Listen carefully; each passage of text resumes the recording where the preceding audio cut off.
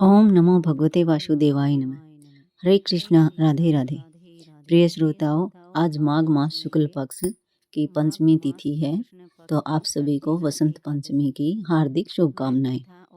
आज 23 जनवरी वसंत पंचमी को सूर्योदय होगा सुबह 7:13 पर और सूर्यास्त 5:53 और ब्रह्म मुहूर्त सुबह 5:26 से लेकर के 6:20 तक रहेगा। अभिजीत मुहूर्त दोपहर 12:12 से लेकर के 12:54 तक रहेगा। विजय मुहूर्त दोपहर 2:20 से 3:02 तक और राहु काल सुबह 9:53 से लेकर के 11:13 तक रहेगा।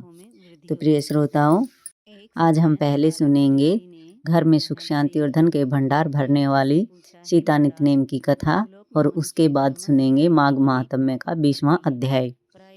सीता नितनेम कथा। सीता माता कहानी कहा करती थी और श्री राम सुना करते थे। एक दिन भगवान राम को किसी काम से बाहर जाना पड़ गया। सीता मैया कहने लगी, भगवान मेरा तो 12 वर्ष का नितनेम है, मैं अपनी कहानी किसे सुनाऊंगी। भगवान राम बोले, तुम ऐसा करना, कुएं की पाल पर जाकर बैठ जाना, वहां पर औरतें पानी भरने के लिए आएंगी तो तुम्हारी कहानी भी सुन लेंगी। सीता माता कुएं पर जाकर बैठ गई।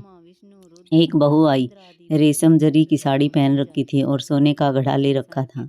सीता मैया बोली, बहन मेरा 12 वर्ष का नितनेम सुन ले। वह बोली, मैं तेरा 12 वर्ष का नितनेम सुनूंगी तो मुझे देर हो जाएगी, घर में सास लड़ेगी। कहानी नहीं सुनी, घर गई तो रेशम की जरी की साड़ी फट गई, सोने का घड़ा मिट्टी का हो गया। सासू बोली, बहू किसका दोष सिर ले आई। बहू बोली, सासू जी दोष क्या, कुएं पर एक औरत बैठी थी, वह कह रही थी मेरी कहानी सुन ले, मैंने नहीं सुनी तो ऐसा हो गया। अगले दिन सास वही साड़ी पहनकर वही घड़ा ले गई। सीता माता बैठी पाई, मेरी कहानी सुन ले बहन। सास बोली, कहानी एक बार नहीं 4 बार सुनूंगी। राम आए, लक्ष्मण आए, देश के पुजारी आए, नितनेम का नेम लाए। आओ राम, बैठो राम, तनी रसोई जीमो राम, माखन मिश्री खाओ राम, दूध बतासा पियो राम, सूत के पलका मोठो राम, साल दुसाला पोठो राम, साल दुसाला ओढ़ो राम। अब बोलूं जय राम जी राम, राम सवारे सबके काम, खाली घर भंडार भरेंगे, सबका बेड़ा पार करेंगे। श्री राम जय राम, जय जय राम। वह बोली, बहन कहानी तो बहुत अच्छी लगी। घर गई, रेशम की जरी की साड़ी हो गई, सोने का घड़ा हो गया। बहू कहने लगी, सासू जी यह कैसे हुआ। सास बोली, बहू तू दोष लगा के आई थी, मैं दोष उतार के आई हूँ। ऐसी वो कौन थी। बहू बोली, वो सीता माता थी, पुराने से नया कर देती है, खाली भंडार घर में भर देती है, लक्ष्मी जी का वास कर देती है और जो कुछ इच्छा हो उसे पूरी कर देती है। अच्छा सासू जी, ऐसी कहानी मुझे भी सुना दो। सासू जी कहानी सुनाने लगी। राम आए, लक्ष्मण आए, देश के पुजारी आए, नितनेम का नेम लाए। आओ राम, बैठो राम, तनी रसोई जीमो राम, माखन मिश्री खाओ राम, दूध बतासा पियो राम, सूत के पलका मोठो राम, साल दुसाला पोठो राम, साल दुसाला ओढ़ो राम। अब बोलूं जय राम जी राम, राम सवारे सबके काम, खाली घर भंडार भरेंगे, सबका बेड़ा पार करेंगे।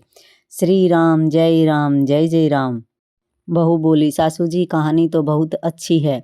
सासू बोली, बहू रोज कह लिया करेंगे। अब सास बहू नहाती, पूजा पाठ करती, नितनेम की सीता माता की कहानी कहती।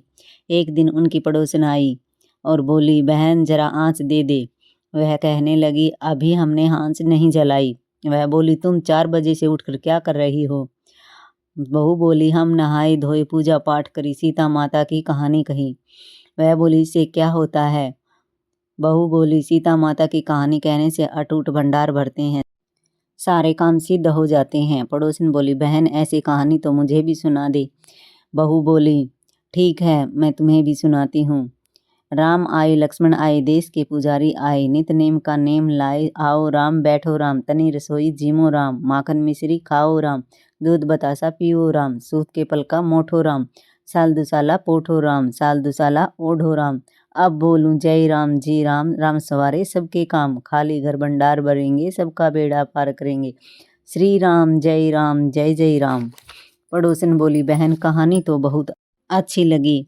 अब पड़ोसन भी नितनेम सीता माता की कहानी कहने लगी। सीता माता ने उसके भी भंडार भर दिए। हे मेरी सीता माता, जैसे उन सब के भंडार भरे, मेरे भी भरियो लक्ष्मी का वास हो, अन्नपूर्णा का वास हो। बोलो सीता माता की जय। जय श्री राम, जय श्री राम। तो प्रिय श्रोताओं, अब सुनेंगे माघ महात्म्य का 20वां अध्याय। वेद निधि जी बोले, हे महर्षि, धर्म को कहिए जिससे ये बालक साप से की अग्नि के दुख से मुक्त हो जाएं। लोमस जी बोले, ये मेरे साथ नियम पूर्वक माघ स्नान करें। माघ के आखिर में ये साप से छूट जाएंगे, नहीं तो इनका निस्तार नहीं होगा। हे ब्राह्मण, मुझे यह पूर्ण निश्चय है कि पुण्य तीर्थ में माघ स्नान करने से ही लोगों के 7 जन्म के किए हुए पाप तथा वर्तमान जन्म के सभी पाप माघ में स्नान करने से नष्ट हो जाते हैं। मुनीश्वर, जो लोग पाप का प्रायश्चित नहीं देखते, उसका प्रायश्चित उत्तम तीर्थ में माघ स्नान ही बतलाते हैं। पुण्य तीर्थों में पाप मिटते हैं। माघ महीने में जैसे मानसरोवर में स्नान करने से मोक्ष मिलता है, हिमालय पर्वत के तीर्थ से सब पापों का विनाश होता है। अच्छोद में स्नान करने से इंद्रलोक मिलता है। बद्री जंगल में माघ स्नान करना सब कामों को देने, मोक्ष प्रदान करने, पाप तथा दुखों को दूर करने वाला और सब फलों को देने वाला है।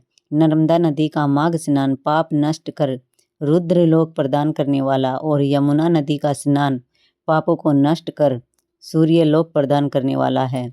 सरस्वती नदी का जल पाप नष्ट कर ब्रह्मलोक के फल प्रदान करने वाला है। हे द्विजवर, विशाल नदी में माघ स्नान का परम फल होता है। यह पाप रूपी ईंधन का दावानल है और गर्भ के कारण पुराने कर्मों को नष्ट करता है। गंगा जी में स्नान करने से विष्णु लोक और मोक्ष प्राप्त होना निश्चित है। सरयू, गंडक, सिंधु, चंद्रभागा, कोशिकी, ताप्ती, गोदावरी, भीमा, पयोष्णी, कृष्णा, वेणी, कावेरी, तुंगभद्रा और अन्य समुद्र में गिरने वाली नदियों में माघ महीने में स्नान करने से लोग निष्पाप होकर स्वर्ग में जाते हैं। नैमिषारण्य में स्नान करने से विष्णु भगवान की समान रूपता, पुष्कर में स्नान करने से ब्रह्मा का सामीप्य तथा कुरुक्षेत्र में माघ महीने में स्नान करने से इंद्रलोक की प्राप्ति होती है।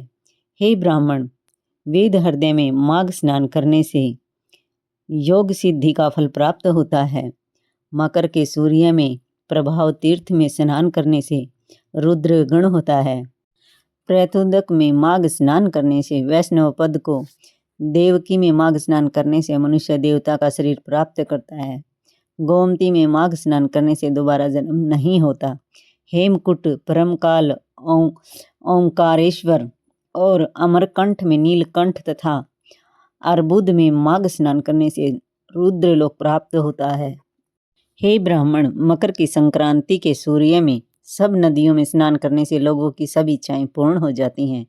प्रयाग में माघ स्नान बड़े भाग्य से प्राप्त होता है, जहाँ स्नान करके मनुष्य गर्भ के दुख को नहीं देखते तथा विष्णु के पास रहते हैं। राजसूय और अश्वमेघ यज्ञ के फल से भी बढ़कर माघ स्नान से फल प्राप्त होता है। इसलिए संपूर्ण पापों को सहज में नष्ट करने वाले उस प्रयाग स्नान को क्यों न काम में लिया जाए। प्रिय श्रोताओं, 20वां अध्याय यहीं पर समाप्त होता है। तो मिलते हैं कल 21वें अध्याय के साथ। तब तक के लिए हरे कृष्णा, राधे राधे।